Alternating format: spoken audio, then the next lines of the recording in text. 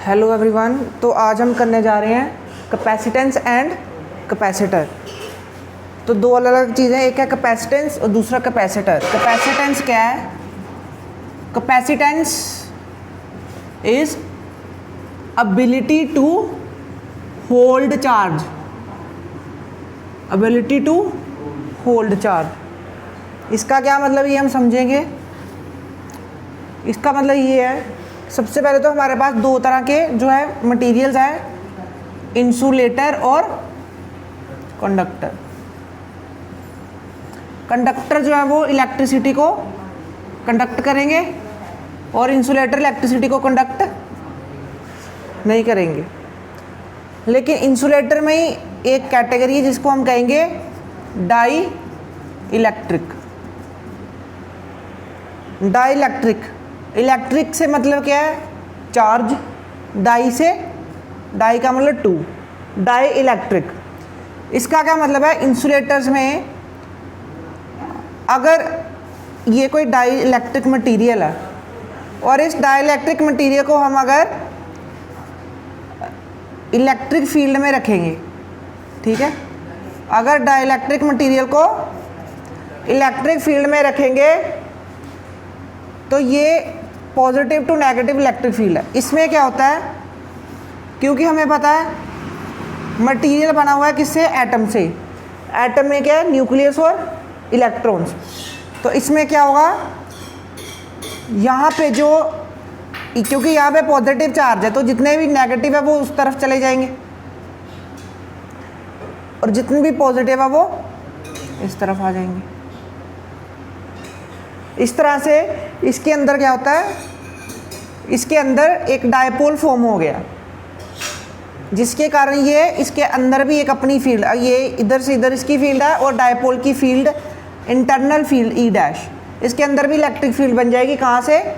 अगर यहाँ पे लगा लो, यहाँ पे सारे पॉजिटिव हो गए, यहाँ पे सारे नेगेटिव हो गए, तो पॉजिटिव से नेगेटिव इसके अंदर इलेक्ट्रिक फील्ड प्रोड्यूस हो जाएगी। लेकिन ये करंट को कंडक्ट नहीं करेगा, करंट को कंडक्ट नहीं करेगा। इसे हम क्या कहते हैं? Die electric. अब कैपेसिटेंस क्या है? Ability to hold charge. जैसे हमारे पास कोई कंडक्टर है, सपोज ये हमारे पास कंडक्टर है, इसको हमने रखा है इंसुलेटिंग स्टैंड पे, क्योंकि हमने क्या देना है इसको? हमने इसको क्या देना है? चार्ज देना है। क्योंकि कैपेसिटेंस क्या? एबिलिटी टू होल्ड चार्ज, कि हम इसको कितना चार्ज दे सकते हैं। तो क्योंकि पहले अगर इसको अगर इंसुलेटिंग स्टैंड पे नहीं रखेंगे तो इस पे कंडक्टर पे जो चार्ज देंगे वो सारा बाहर चला जाएगा, क्योंकि कंडक्टर है, कंडक्ट कर देगा। इसलिए इसको हम रखेंगे इंसुलेटिंग स्टैंड पे। अब हमने क्या किया, इसको एक पॉजिटिव चार्ज दिया, ठीक है। जो पहला पॉजिटिव चार्ज दिया है वो पॉजिटिव चार्ज इस पे आ गया, इसके कारण क्या होगा? इस पे पोटेंशियल आ गया, क्योंकि पॉजिटिव चार्ज का कोई पोटेंशियल है तो इसके अराउंड क्या हो गया? हर एक पॉइंट पे क्या हो गया? इसके पोटेंशियल आ गया। जैसे ये पॉइंट ये चार्ज से अगर r डिस्टेंस की दूरी पे है तो यहाँ पे पोटेंशियल आ गया v1, कितना हो गया? 1/4πε0 Q/r, अगर ये r चार्ज। अब इसके बाद हमने एक और पॉजिटिव चार्ज इस पे लेके आना। जब दूसरा लेके आएंगे तो क्या होगा? पहले को तो कोई रेजिस्टेंस नहीं मिली, दूसरे वाले पॉजिटिव चार्ज को इसने क्या किया? रिपेल किया, क्योंकि पॉजिटिव रिपेल करेगा। इसका मतलब दूसरा पॉजिटिव चार्ज इस पर देंगे तो हमें क्या करना पड़ेगा? वर्क करना पड़ेगा इसके अगेंस्ट, है ना, इसके अगेंस्ट। तो अब हमने दूसरा रख दिया यहाँ पे। अब यहाँ पे पोटेंशियल इंक्रीज हो गया,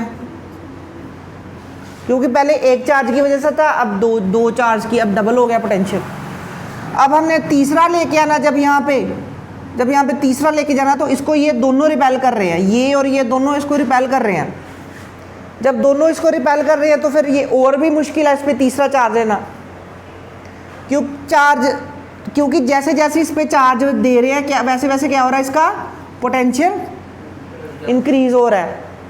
वो पोटेंशियल इंक्रीज होने की वजह से यहाँ पे और पॉजिटिव चार्ज लेके आना पॉसिबल नहीं है। एक टाइम के बाद इस पर और पॉजिटिव चार्ज नहीं आ पाएगा।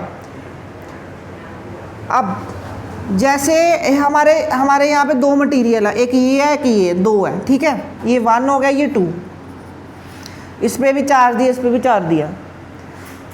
इस पे जब हमने 10 कूलम चार्ज दिया तो पहले तो इसकी 0 पोटेंशियल था, जैसे जैसे चार्ज दिया वैसे वैसे इंक्रीज होना, पोटेंशियल इंक्रीज हो गया। अगर इस पे 10 कूलम चार्ज दिया और इसका पोटेंशियल कितना इंक्रीज हो गया, 10 वोल्ट इसका पोटेंशियल इंक्रीज हो गया। 10 कूलम चार्ज दिया, 10 वोल्ट इसका पोटेंशियल हो गया। इसका मतलब अगर 10 कूलम चार्ज देना है तो हमारे पास रेजिस्टेंस कितनी हुई, 10 वोल्ट की रेजिस्टेंस हो गई, है ना। तो फिर अगर 10 वोल्ट पे हम 10 वोल्ट पे कितना चार्ज स्टोर कर सकते हैं, 10 कूलम, 10 वोल्ट पे 10 कूलम। अब हमने क्या देखना, कैपेसिटेंस। कैपेसिटेंस का क्या मतलब है, एबिलिटी टू होल्ड चार्ज, यानी 10 वोल्ट पे 10 कूलम, तो 1 वोल्ट इंक्रीज पे कितना, 10/10 is equal to 1 coulomb per volt, 1 coulomb per volt. यानी अगर हम जो चार्ज है वो 1 कूलम इंक्रीज करेंगे तो उसको रेजिस्टेंस कितनी मिलेगी, उसको 1 की रेजिस्टेंस मिलेगी, 1 वोल्ट की रेजिस्टेंस मिलेगी। रेजिस्टेंस का मतलब कि उसको वो पोटेंशियल आ जाएगा जो उसको रेजिस्ट करेगा आने से। तो ये जो क्वांटिटी है, ये जो क्वांटिटी है जिसको हम कहेंगे, क्या किया हमने, चार्ज डिवाइड बाय पोटेंशियल,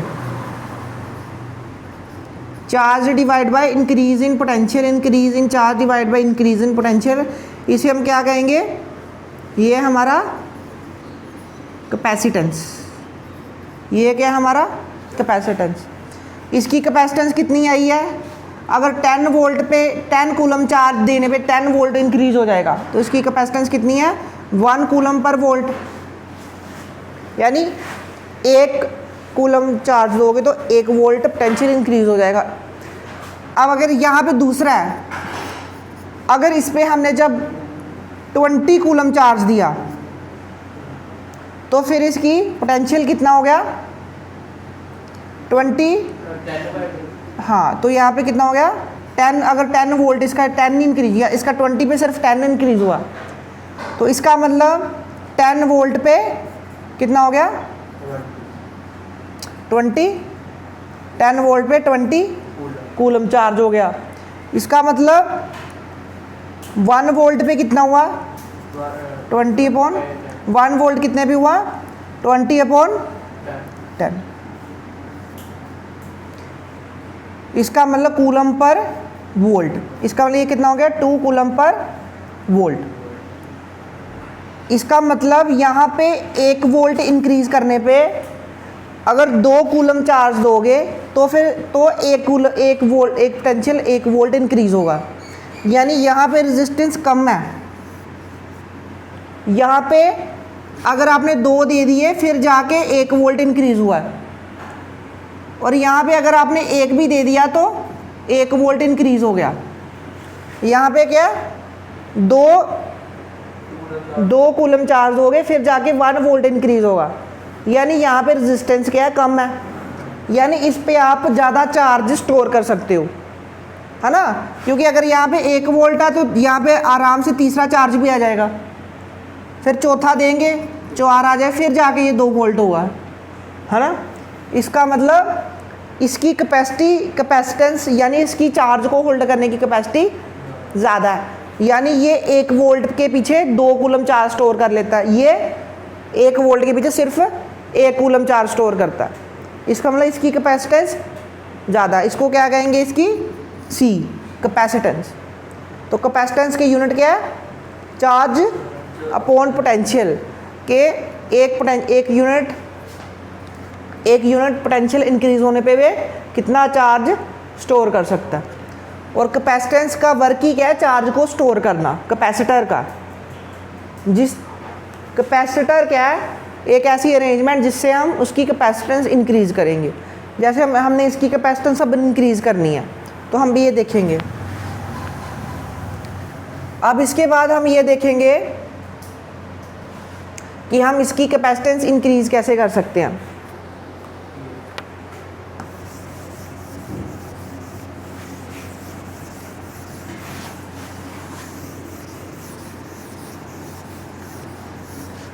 तो कैपेसिटेंस का सबसे पहले हमारे पास फॉर्मूला क्या आ गया कैपेसिटेंस का, एबिलिटी टू होल्ड चार्ज इसकी है चार्ज अपॉन वोल्टेज। इसका मतलब अभी जो हमने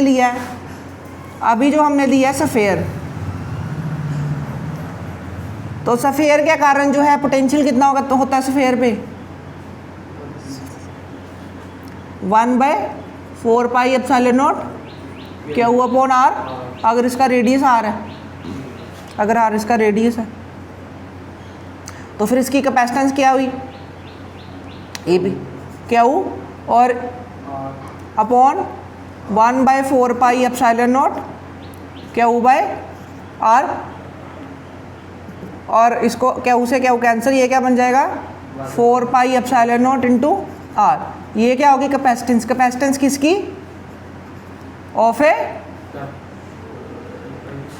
हाँ ये क्या है कि सफेयर है ना, capacitance of A spherical capacitor, spherical capacitor की क्या होगी कैपेसिटेंस। अब हमने कैपेसिटर देखना, कैपेसिटर क्या होता है। कैपेसिटर एक अरेंजमेंट है जिससे हम क्या करते हैं, कैपेसिटर एक अरेंजमेंट है जिससे हम कैपेसिटेंस को इंक्रीज करते हैं। कैसे करते हैं, सपोज ये एक कंडक्टर है, ठीक है, और कंडक्टर पे हमने चार्ज दिया, कंडक्टर को हमने एक गोल्ड लीफ के साथ कनेक्ट किया, यहाँ पे किसके साथ किया है कनेक्ट, एक गोल्ड लीफ के साथ।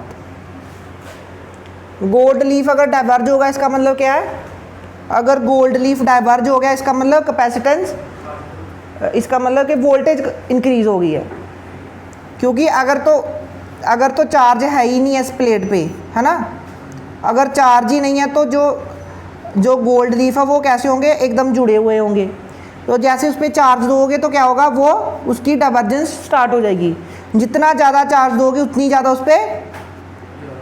ज़्यादा डाइवर्जेंस हो जाएगी, क्योंकि ज़्यादा चार्ज देने पे उसकी पोटेंशियल क्या हो गया, इंक्रीज़ हो गया। यानी इसकी डाइवर्जेंस से हमको पता चलेगा कि उसकी पोटेंशियल क्या इंक्रीज़ हो गया। अब हमने क्या किया, इस पर चार्ज दिया, ठीक है, इस पर पॉजिटिव चार्ज दिया, तो उसके कारण क्या होगा, यहाँ पे क्या होगी, डाइवर्जेंस होगी, यहाँ पे क्या होगी, डाइवर्जेंस। सपोज इस पे हमने इस वक्त जो है 10 कूलम चार्ज दिया, और जो इसको जो पोटेंशियल है वो भी जो है वो 10 वोल्ट इंक्रीज हो गया, 10 वोल्ट इसका इंक्रीज हो गया, पोटेंशियल इंक्रीज हो गया 10 कूलम चार्ज देने की वजह से। इसका मतलब इसकी कैपेसिटेंस कितनी है, 10/10 is equal to 1 coulomb per volt. अब इसकी हमने क्या करनी है, कैपेसिटेंस क्या करनी है, इंक्रीज करनी है। कैपेसिटेंस क्या मतलब है, चार्ज अपॉन वोल्ट पोटेंशियल। इसका मतलब इसकी जो कैपेसिटेंस है वो कब इंक्रीज होगी, जब चार्ज इतना ही रहे, चार्ज इस पर 10 कूलम ही रहे, लेकिन इसका जो पोटेंशियल है वो डिक्रीज हो जाए, है ना। अगर ऊपर वाला उतना ही रहे क्वांटिटी, लेकिन जो नीचे वाली क्वांटिटी है वो डिक्रीज हो जाए, है ना। अगर ये ऊपर 10 है और नीचे भी 10 है, और ये नीचे वाला अगर 10 की बजाय अगर ये 5 हो जाए तो ऊपर क्या हो जाएगा 2, कैपेसिटेंस क्या हो जाएगी, इंक्रीज हो जाएगी। यहाँ इसका मतलब 2 कूलम पर वोल्ट, मतलब अब 1 वोल्ट के पीछे वो 2 कूलम चार्ज को स्टोर कर रहा है। यहाँ पे क्या है 1 कूलम पर वोल्ट, ये 1 वोल्ट के पीछे 1 ही कूलम को चार्ज स्टोर कर रहा है। इसकी कैपेसिटी ज़्यादा है चार्ज को स्टोर करने की। वो कब होगा, अगर चार्ज, अब इस पे चार्ज 10 कूलम है, चार्ज इतना ही रहे लेकिन इसकी जो पोटेंशियल इसको डिक्रीज कर दे। अब इसका पोटेंशियल कैसे डिक्रीज कर सकते हैं, हाँ पहले समझ लो, पहले जो 10 वोल्ट है पहले, अब इसको डिक्रीज़ करना। डिक्रीज़ कैसे करेंगे? हमें पता है अगर यहाँ पे पॉजिटिव चार्ज है तो पॉजिटिव चार्ज की वजह से सपोज यहाँ पे पोटेंशियल 10 वोल्ट है, ठीक है। अब पॉजिटिव चार्ज की वजह से पोटेंशियल क्या होता है? पॉजिटिव। नेगेटिव चार्ज की वजह से पोटेंशियल कितना होता है? नेगेटिव। अब यहाँ पे पॉजिटिव है, अगर यहाँ पे एक नेगेटिव रख दें चार्ज और इसकी वजह से जो है वो वी प्लस है जो कि 10 वोल्ट है, और इसकी वजह से यहाँ पे पोटेंशियल कितना है? इसकी वजह से भी तो होगा यहाँ पे पोटेंशियल V माइनस, सपोज इसकी वजह से जो पोटेंशियल है वो 8 वोल्ट है, और क्योंकि नेगेटिव है तो वो -8 वोल्ट है। तो इस पॉइंट पे टोटल पोटेंशियल कितना हुआ? पॉजिटिव और नेगेटिव को प्लस कर देंगे क्योंकि दोनों स्केलर हैं तो सीधा ऐड करेंगे। अब ये कितना होगा पोटेंशियल टोटल? इसका 10 और प्लस -8 करेंगे तो कितना हो गया? 2 वोल्ट। इसका मतलब अगर यहाँ पे पॉजिटिव की वजह से पोटेंशियल, अगर यहाँ पे एक नेगेटिव चार्ज आ जाए तो पोटेंशियल डिक्रीज हो जाएगा, है ना। इसका मतलब अगर यहाँ पे एक और प्लेट रख दें हम, यहाँ पे हम क्या किया? एक और प्लेट रख दी और उसको किया कुछ नहीं, उस प्लेट पे कोई चार्ज नहीं देना, सिर्फ एक प्लेट रख दी। ये एक मेटल की प्लेट थी और एक मेटल की प्लेट यहाँ पे रख दी। उससे क्या होगा? जैसे ही एक मेटल की प्लेट हमने यहाँ पे रख दी, अब ये क्या? पॉजिटिव चार्ज है। अब मेटल पे इलेक्ट्रॉन्स भी हैं और न्यूक्लियस भी है, तो पॉजिटिव चार्ज किसको अट्रैक्ट करेगा? नेगेटिव को। यानी इस पे जो नेगेटिव इलेक्ट्रॉन्स थे सभी इस डायरेक्शन यहाँ पे आ गए और पॉजिटिव वाले इधर को चले गए, ठीक है। उसकी वजह से क्या हुआ? इस पॉइंट पे, अब इस पॉइंट पे जो पोटेंशियल था इसकी वजह से पॉजिटिव पोटेंशियल था, जैसे इसकी वजह से यहाँ पे 10 वोल्ट का पोटेंशियल था, लेकिन इसकी वजह से यहाँ पे नेगेटिव पोटेंशियल होगा, नेगेटिव चार्ज है ना। सपोज इसकी वजह से यहाँ पे पोटेंशियल 10 है, लेकिन ये जो नेगेटिव चार्ज है इसकी वजह से यहाँ पे पोटेंशियल अगर कितना है? यहाँ पे पोटेंशियल 5 है, इसकी वजह से यहाँ पे पोटेंशियल -5 वोल्ट हो गया। तो टोटल यहाँ पे पोटेंशियल कितना हो गया? टोटल यहाँ पे पोटेंशियल पहले कितना था? 10, अब कितना हो गया? 10 - 5 कितना हो गया? अब क्या हो गया? अब यहाँ पे 5 हो गया और चार्ज उतना ही है, चार्ज 10 नहीं है और पोटेंशियल कितना हो गया? 5 हो गया। यानी कैपेसिटेंस कितनी होगी हमारी? पोटेंशियल होगी, कैपेसिटेंस होगी वोल्ट, कैपेसिटर हमारा charge 10 coulomb divide by potential 5 is equal to 2 coulomb per volt. पहले कितनी थी? 1, अब कितनी होगी? 2 हो गई। सिर्फ इसके पास एक और प्लेट रखने की वजह से इसकी पोटेंशियल क्या होगी? ज़्यादा होगी। अब आप कहोगे ये जो यहाँ पे पॉजिटिव चार्ज है इसकी वजह से भी तो यहाँ पे पोटेंशियल होगा, है ना। अगर इसकी वजह से 5 है तो ये, अगर ये इसका पोटेंशियल डिक्रीज कर रहा है तो ये पॉजिटिव चार्ज इसका पोटेंशियल इंक्रीज भी तो करेगा। लेकिन पॉजिटिव चार्ज क्या है? पास है और नेगेटिव चार्ज इससे दूर है। और जो पोटेंशियल है, पोटेंशियल का फॉर्मूला जो है वो है 1/4πε0। उसमें पोटेंशियल के फॉर्मूले में जैसे डिस्टेंस इंक्रीज होगा पोटेंशियल डिक्रीज होगा, क्योंकि ये ज़्यादा दूर है और ये कम दूर है, इसके पास है। तो अगर इसकी वजह से यहाँ पे पोटेंशियल, अगर इसकी वजह से यहाँ पे पोटेंशियल 1 वोल्ट इंक्रीज़ हुआ तो इसकी वजह से 5 वोल्ट डिक्रीज़ हो गया, इसकी वजह से सपोज 6 वोल्ट डिक्रीज़ हो गया। तो नेट डिक्रीज़ कितना हुआ यहाँ पे? इसकी वजह से 10, इसकी वजह से 10 जो पहले से था, पॉजिटिव की वजह से कितना है? +1 वोल्ट, और नेगेटिव की वजह से -6 वोल्ट। तो टोटल तो फिर 5 वोल्ट ही हो गया ना। उसके बाद हम एक चीज़ और कर सकते हैं। अब जब इसका पोटेंशियल डिक्रीज़ होगा तो हमें पता कैसे चलेगा कि पोटेंशियल डिक्रीज़ हो गया है? जो गोल्ड लीफ है ना, जैसे ही दूसरी प्लेट इसके पास रखोगे पहली प्लेट के, वैसे ही इसका जो गोल्ड लीफ का डाइवर्जेंस है वो कम हो जाएगी। जैसे गोल्ड लीफ की डाइवर्जेंस कम होगी, हमें पता चल गया कि पोटेंशियल कम हो गया और कैपेसिटेंस इंक्रीज हो गई। यानी सेम, अब इस पर और चार्ज दे दो, पहले 10 था ना, अब इस पर 20 दे दो। जब 20 कूलम चार्ज दोगे फिर जाके सेम डाइवर्जेंस आ जाएगी। फिर इसका फिर से पोटेंशियल जो है वो 10 वोल्ट हो जाएगा। इसका मतलब पहले इसने 10 वोल्ट पे सिर्फ 10 कूलम चार्ज को स्टोर किया था, अब इसने 10 वोल्ट पे 20 कूलम चार्ज को स्टोर कर दिया। इसका मतलब इसकी कैपेसिटेंस यानी एबिलिटी टू होल्ड चार्ज वो क्या हो गई है, इंक्रीज हो गई। ठीक है, तो आज इसको अच्छे से समझे। कल हम इसका नेक्स्ट टॉपिक जो है कि ये जो कैपेसिटेंस है वो किन किन चीज़ों पे डिपेंड करती है, और उसके साथ हम ये देखेंगे कि एक पैरेलल प्लेट कैपेसिटर क्या होता है, उसकी वर्किंग। तो थैंक यू सो मच, इसको नोट डाउन कर लें।